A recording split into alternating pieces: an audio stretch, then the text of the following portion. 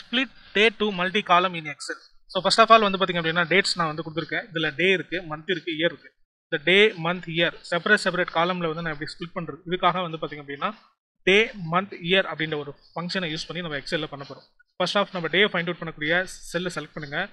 Equal to day function open bracket date இருக்கக்கூடிய செல் கண்டென்ட்டை select பண்ணுங்க. Closing enter. ஸோ நமக்கு வந்து பார்த்திங்க அப்படின்னா எக்ஸாக்ட் டேட் வந்து நமக்கு டிஸ்பிளே ஆகிடும். நெக்ஸ்ட் வந்து பார்த்திங்க அப்படின்னா மந்த்தை வந்து ஃபைண்ட் அவுட் பண்ண போகிறோம். Equal to month function open bracket date இருக்கக்கூடிய செல் கண்டென்ட்டை செலக்ட் பண்ணுங்கள். Closing bracket enter. இப்போ எக்ஸாக்ட் மந்த் என்னன்றது நமக்கு வந்து பார்த்திங்க அப்படின்னா ஃபைண்ட் அவுட் பண்ணிடுச்சு. நெக்ஸ்ட் வந்து பார்த்திங்க அப்படின்னா இயரை வந்து ஃபைண்ட் அவுட் பண்ண போகிறோம்.